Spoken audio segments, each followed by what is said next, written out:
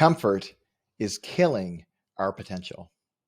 Why in the world would I suggest that something that is so attractive, so winsome, the blanket on the cold night, the sugary snack when you're just wanting something to end the evening after a hearty meal, maybe even you're in the middle of a very difficult circumstance and you just want a way out. You're looking for comfort. Friends, I am not suggesting that comfort is bad. Comfort in and of itself can be incredibly relieving, especially when it's in response to involuntary discomfort that comes your way. I want that for you if that's what's happening. But when it comes to building your life around comfort, everything breaks down. Consider this. Imagine a situation where someone has built their entire life where in every circumstance, they get what they're craving. They get the comfortable situation.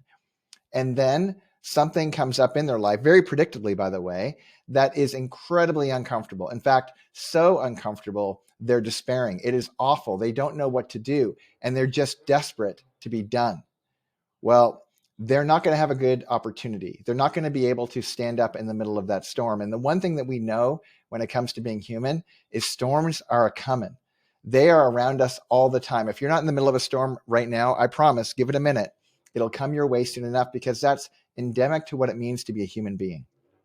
And because that's true, our job as humans, if we're interested in flourishing, is to actually develop a practice where we raise our hand and say, I'm going to choose to do the hard thing.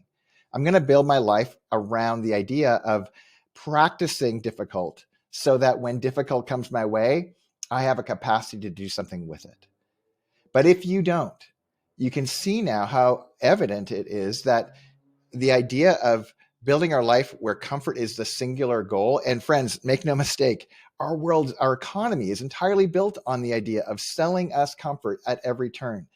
We don't just want 8-minute abs or 4-minute abs. It's basically, how can we get abs without any effort? How can we get rich quickly? How can we get to the thing we say we want in a comfortable fashion? In fact, our common phrases that we hear all the time in conversation is that makes me a little uncomfortable. And again, I get why people don't like that. Difficult is difficult.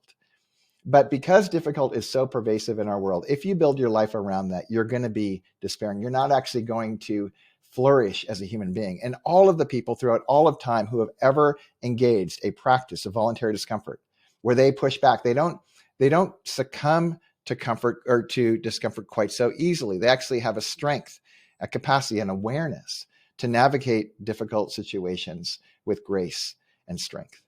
And that's what we want for you. So if you want to open the door of potential for you and really expand what's possible, it begins with the consideration of how are you relating with comfort? And could there be a better way?